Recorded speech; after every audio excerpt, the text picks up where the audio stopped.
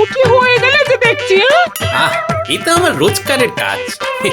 এটা না করলে রোজগার হবে কি করে বলো দেখি? রোজগার তো করতে হয় খরচা করার জন্য, কিন্তু তোমার তো দেখছি খরচা করার কথা শুনলেই গায়ে জ্বর আসে।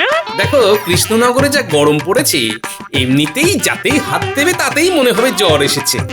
আমি তখন ছাড়। শুধু এই কথা বলে তুমি চলে গেলে চলবে? যেতে তো হবেই গিন্নি, না যেতে দিলে খেতে পাবে না। বাড়ি ফিরে এসো, তারপর তোমার সাথে কথা আছে। কদিন পরে আমার ভাই আসবে, ভালো মন্দ খাওয়া দাওয়ার ব্যবস্থা করতে হবে। হ্যাঁ, আবার শ্যালক বাবু আসবেন, উনি এলেই তো আবার খরচা। উফ, আর পারি না। এদিকে এত গরম, বৃষ্টি বাদলার নাম গন্ধ নেই।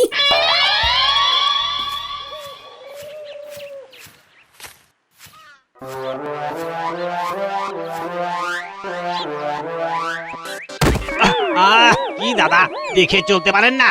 ক্ষমা করবেন দাদা, আসলে খেয়াল করিনি। আরে মুটির বাবা, কি হলো? চোখ মুখ দেখে মনে হচ্ছে খুব মন মরা। আর কি বলবো গোপাল দাদা, কদিন পরে মনে হচ্ছে না খেতে পেয়ে মরে যাব। কেন, কি হয়েছে? হঠাৎ এরকম বলছো কেন? আর কেন বলবো না, এত জলের অভাব। আমার জমিতে এবার নামমাত্র ধান হয়েছে, রোদের তেজে সব শস্য পুড়ে যাচ্ছে। এ কি বলছো গো পুটির বাবা? হ্যাঁ ঠিকই বলছি গো গোপাল দাদা, অর্থের বড় অভাব, তার ওপর কদিন পরেই রাখি পূর্ণিমা। এখন আমারও যে ট্যাগ খালি, কি যে করি। এই তো একটু আগেই মন্ত্রীমশাইয়ের বাড়িতে ধার চাইতে গেলাম, গিয়ে তো দেখি অন্য কাণ্ড। কি কাণ্ড? মন্ত্রীমশাই রাত বিরাতে মুর্শিদাবাদে কাদা মাখতে যাবেন আর খাটনি হবে আমাদের। বলছি মন্ত্রীমশাই আছেন? কিছু টাকা দরকার ছিল। মন্ত্রীমশাই ছুরি কাঁচি ছাড়া অন্য কিছুতে বা কাউকে ধার দেন না। আসতে পারো। আচ্ছা, এই ব্যাপার, আমি দেখছি কি করা যায়। আচ্ছা গোপাল দাদা। বাবারে বাবা, আজকে দেখছি একটা চমৎকার হয়ে গেছে। কি চমৎকারের কথা বলছেন মহারাজ? সভাকবি আজকেও এখনো আসেনি? হ্যাঁ ঠিক তাই, আজকে গোপাল চলে এসেছে, কিন্তু সভাকবি এখনো বেপাত্তা। কি ব্যাপার সভাকবি, ইদানিং দেখছি তোমার খুব দেরি হচ্ছে। আর কি করব বলুন মহারাজ, আমি তো রাত জেগে কবিতা লিখি, সকালবেলা ঘুম থেকে উঠতে তাই দেরি হয়ে যায়। এই ব্যাপার? শুধু তাই না, আমি সকালে ঘর মুছে, বাসন মেজে, কাপড় কেচে, বাজার করে, নিজের রান্না নিজে করে তারপর রাজসভায় আসি, তাই দেরি হয় আর কি। আরে তোমার যদি একটা বউ থাকতো। বউ মানে খেজুর গাছ, কাটা আছে পাতা নেই, শুধুই অশান্তি। এই তুমি থামো গোপাল। কি হলো, কি হলো? আপনি ঘুমন মন্ত্রী মশাই। আচ্ছা সভাকবি, সত্যি কথা বলো তো, তুমি একটা বিয়ে করছো না কেন? চেষ্টা তো করেছিলাম মহারাজ, কিন্তু বউ তো জুটলো না। মানে? গত বছর একটা সুন্দরী তরুণীকে আমার বেশ মনে ধরেছিল, তাই একটা চিঠি নিয়ে তার কাছে যাই। তারপর? কিন্তু যেদিন আমি গিয়েছিলাম সেটা ছিল রাখি পূর্ণিমার দিন। আর সে তোমার প্রেমপত্র নিয়ে তোমাকে রাখি পরিয়ে তোমাকে পত্রপাঠ বিদায় করে দিল। কি সভাকবি, তাই তো? হ্যাঁ ঠিক তাই। না না, এত সহজে ভেঙে পড়লে তো চলবে না। আর তো কদিন পরেই রাখি পূর্ণিমা, তুমি এবারে একটা সুন্দর কবিতা লিখে তাকে শোনাও, হয়তো দেখবে তুমি দাদা থেকে স্বামী হয়ে উঠবে। ঠিক আছে মহারাজ, আমি চেষ্টা করব।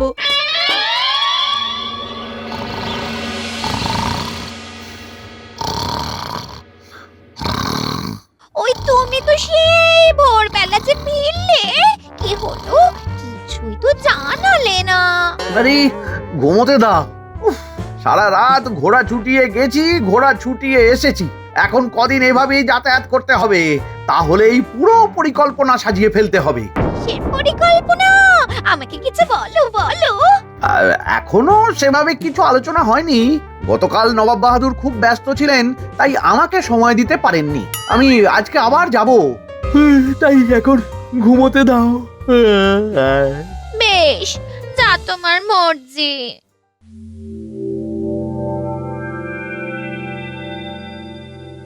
শোনো পুটির বাবা, আমার সাথে একজনের কথা হয়েছে, উনি আজ রাতে কিছু অর্থ ধার দেবেন। তাহলে তো খুবই ভালো হয় গোপাল দাদা, কটা দিন খেয়ে পড়ে বাঁচতে পারবো। তুমি সব পয়সা খেয়ে উড়িয়ে দিও না, কিছু পয়সা খাওয়া আর সংসার চালানোর জন্য রাখবে, আর কিছু পয়সা দিয়ে ব্যবসা করবে। বুঝলে? এখন আর নতুন করে কি ব্যবসা করব গোপাল দাদা? কদিন পরে তো রাখি পূর্ণিমা, রাখির ব্যবসা করবে। বেশ, তাহলে তাই করব।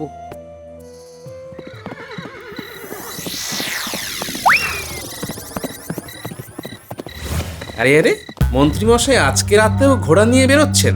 না, ব্যাপারটা তো সুবিধের মনে হচ্ছে না, একটু নজর রাখতে হবে মনে হচ্ছে।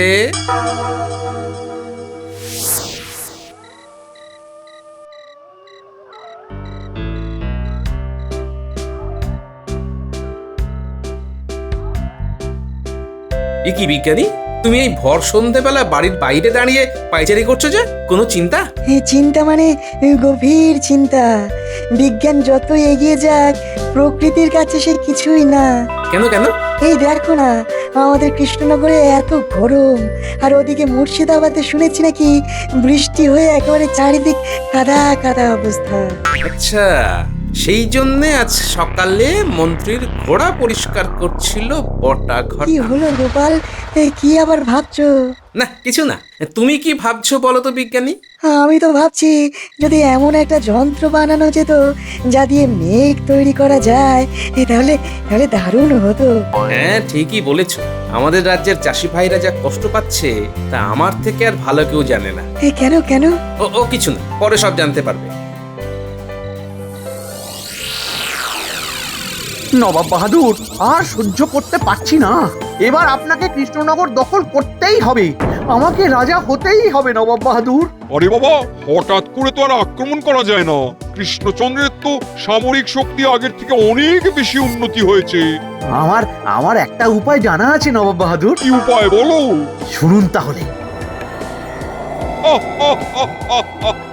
দারুণ বুদ্ধি। আর একটা কথা আছে নবাব বাহাদুর। কি কথা বলো? এই আপনার মুর্শিদাবাদে দুদিন আগে এত বৃষ্টি হয়েছে, এখনো চারিদিক কাদা কাদা রাস্তা। একটু রাস্তার যত্ন নিন। বেশ বেশ বেশ, আমি উজিরকে বলে দেবো ব্যাপারটা দেখতে। তাহলে আমি এখন আসি নবাব বাহাদুর। হ্যাঁ, এসো এসো এসো।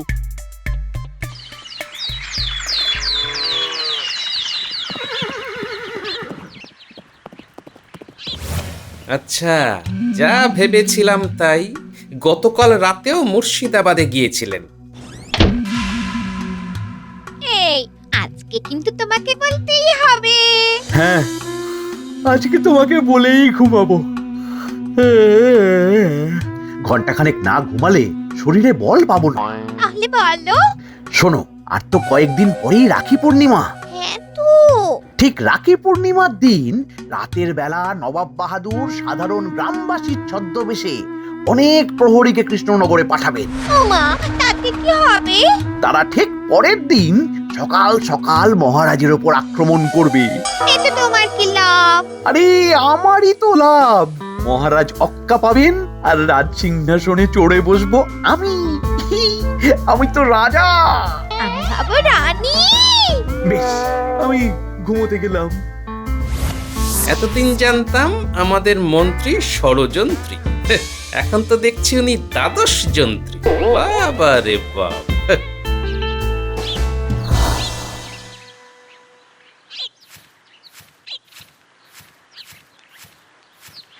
ওই তো তোমার গোপাল দাদা এসেছে।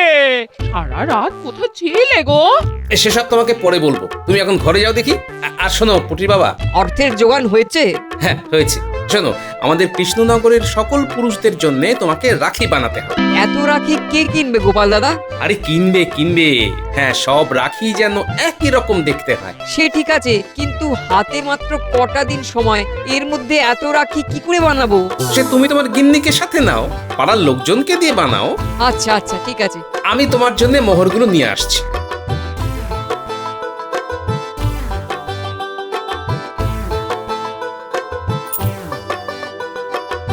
ধন্যবাদ গোপাল দাদা, আমি যত তাড়াতাড়ি সম্ভব তোমার এই ঋণ মিটিয়ে দেবো।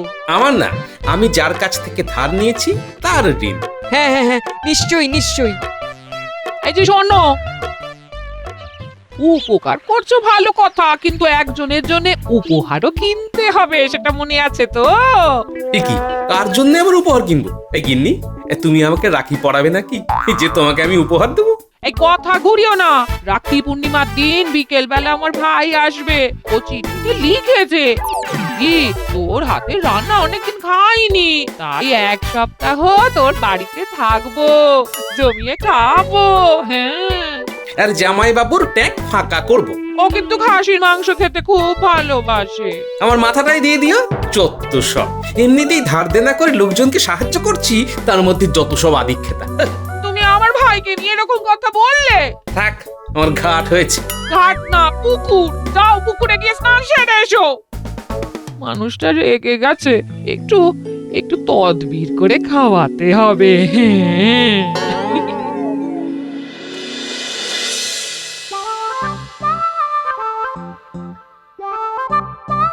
বাহ, এ তো সদল বলে কাজ শুরু করে দিয়েছে দেখছি।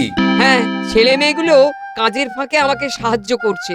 বিশ্বের ইতিহাসে প্রথমবার নিজের রাখি নিজেই বানাচ্ছি। কেন কেন? ওমা, এই রাখির মধ্যে থেকেই তো একটা রাখি পুটি আমাকে পরাবে। তাও বটে। তা পুটির বাবা, আমার কথাটা মনে রেখে কাজ করছো তো? হ্যাঁ গোপাল দাদা, সব রাখি একরকম নকশার হচ্ছে, এই নিয়ে তুমি কোনো চিন্তা করো না। বেশ বেশ বেশ, তাহলেই হবে।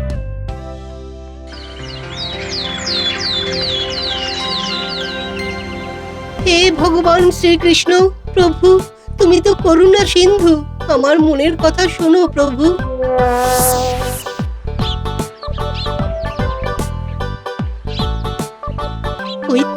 ওই তো এক রূপসী, যাই এই বেলা মানে মনের বার্তাটা প্রেরণ করে আসি। কি আপনি আমার পথ আটকালেন কেন? আমাকে যেতে দিন। যেতে দেব না আমি তোমায়, রাখবো আমার মনে। তুমি যেন চপলা হরিণী শিমুল পলাশ বনে, কি তোমার রূপের ঝলক পড়ে না মোর চোখের পলক। তোমাকে আমি রাখতে চাই নিজের ঘরণী করে, আমার হৃদয়ে আর কেউ নেই, আছো তুমি শুধু। তুমিই আমার গিন্নি হবে, হবে কি আমার বধূ। ধন্যবাদ দাদা, আমি জানি তুমি আমাকে ভালোবাসো, কিন্তু আমি তোমাকে স্বামী হিসেবে পেতে চাই না।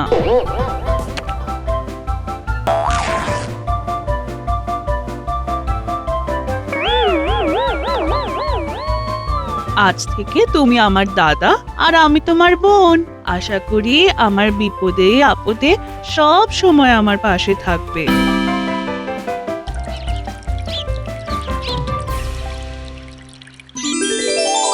দেখেছো, আজ এই পুণ্য দিনে সবাই রয়েছে, শুধু মন্ত্রী নেই। বাদ দিন মহারাজ, মন্ত্রী মশাই এমনিতেও রাত সময় এসে কদিন ধরে ঘুমোচ্ছিলেন।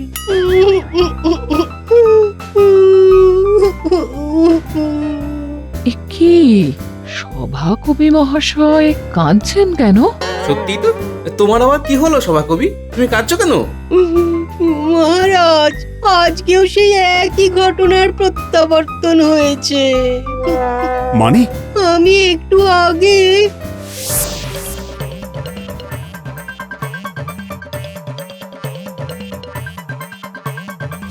কষ্ট পেও না সভাকবি, একদিন তুমি ঠিক তোমার নিজের মনের মানুষ পেয়ে যাবে। হ্যাঁ, আর কান্নাকাটি নয়, তোমরা সবাই একে একে এসো, আমি তোমাদের আজ রাখি পরাবো।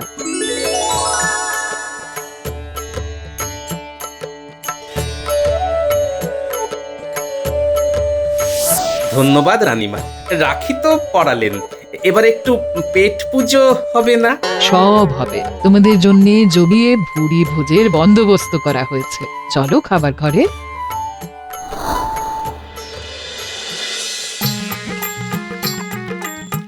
রানীমার লুচির সাথে এই কাবলি ছোলা আর পনিরের তরকারিটা যা হয়েছে না, কি বলবো।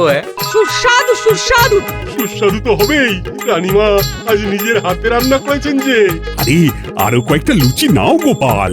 আমি তো রাজসভাসদ বলে এই ভালো মন্দ খেতে পাচ্ছি, কিন্তু আমার চেনা অনেকেই আছে যারা রানীমার হাতে রাখি পড়তে চায়। বেশ, তো তাদের আসতে বলো। আচ্ছা রানীমা, আমি খেয়ে উঠেই তাদেরকে জানিয়ে দিচ্ছি, দুপুরবেলা চলে আসবে। হ্যাঁ বেশ।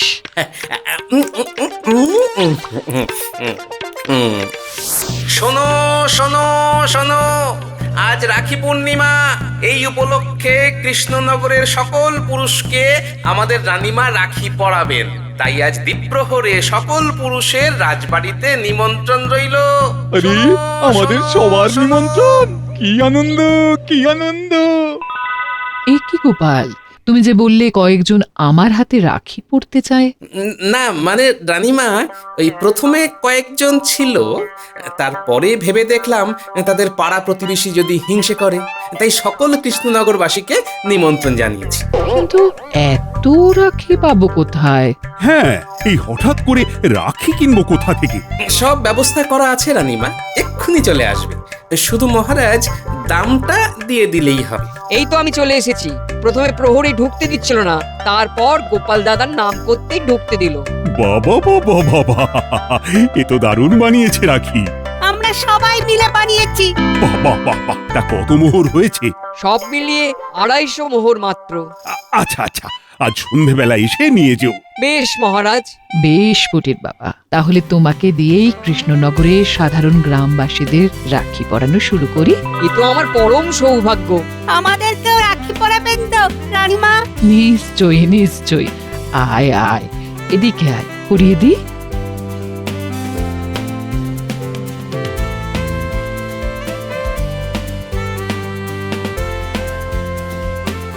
আমাদের এই রাখি বন্ধন পর্বের বাকি অংশ রাজবাড়ির বাগানে করলে ভালো হয়। হ্যাঁ, তাই হোক। আর পুটির বাবা আর বাচ্চারা, তোমরা কিন্তু রাজবাড়িতে খেয়ে যেও।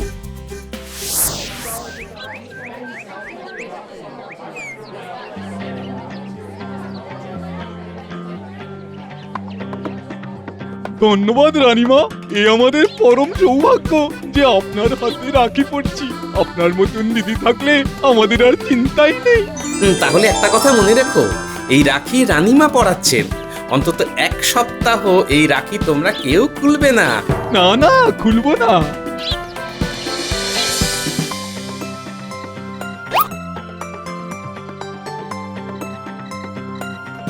গোপাল, তুমি কিন্তু এটা ঠিক করনি। ভোজকেমির একটা সীমা আছে।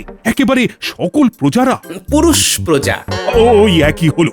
রাজকোষ থেকে কতগুলো অর্থ চলে গেল বলো তো? এই সব খেসারত তোমার বেতন কেটেই হবে। আচ্ছা মহারাজ, সে আপনি যা ভালো বোঝেন করুন, কিন্তু এর থেকেও বড় খেসারত দিতে হবে আপনাকে। মানে কি বলতে চাইছো খুলে বলো। তাহলে শুনুন মহারাজ।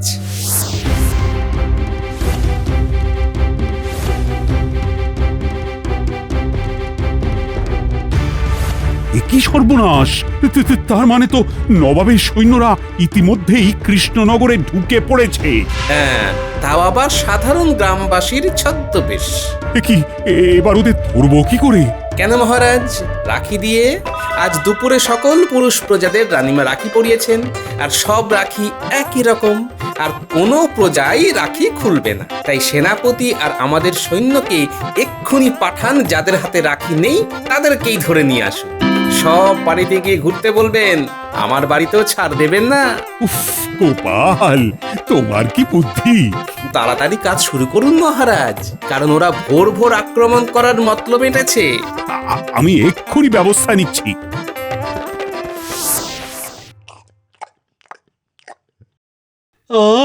দিদি, তোর হাতের রান্নার কোনো তুলনা নেই। কিন্তু চট করে হাতটা ধুয়ে নাও দেখি।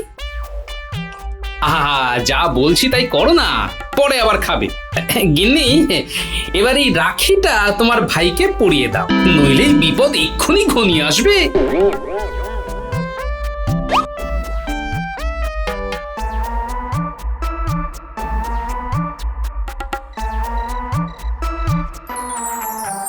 কি সেনাপতি মশাই? হ্যাঁ, দেখি দেখি আপনার হাত দেখি, কবজিটা দেখি। এই তো দেখুন না। ঠিক আছে, এই কবজিতে রানীমার পরানো রাখি আছে। এই চলো, এ বাড়িতে কেউ নেই। কি আমার কবজি দেখলো কেন? হ্যাঁ, কৃষ্ণনগরে অনেক বাইরের লোক ঢুকেছে গুপ্তচর হিসেবে। যাদের হাতে আজ রাখি আছে তারাই এই রাজ্যের, এটাই প্রমাণ। তাই আজ তোমাকে প্রাণে বাঁচিয়ে দিলাম।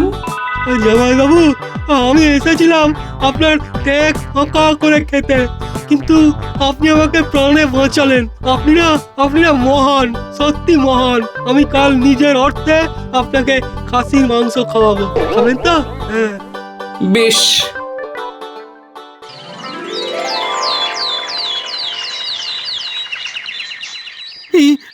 বিশ্বাস করুন মহারাজ, আমি আমি আমি আমি আপনাকে বুঝিয়ে বলছি। আর বোঝাতে হবে না মন্ত্রী, তোমার সব চক্রান্ত ধরা পড়ে গেছে। হ্যাঁ, সব এই মন্ত্রী মশাইয়ের জন্যই হয়েছে। উনিই আমাদের নবাব বাহাদুরকে এই বুদ্ধি দিয়েছিলেন মহারাজ। আর গোপাল সব চাল পাঞ্চাল করে দিল। সেনাপতি, বলুন মহারাজ। এদের সবাইকে বস্তায় বেঁধে নবাব বাহাদুরের কাছে পাঠিয়ে দাও। আমাকেও পাঠিয়ে দেবেন মহারাজ? হ্যাঁ, তোমাকেও, কারণ তুমি আজ থেকে আর কৃষ্ণনগরের মন্ত্রী নও। যে থালায় খায় সেই থালায় ফুটো করে। গোপাল,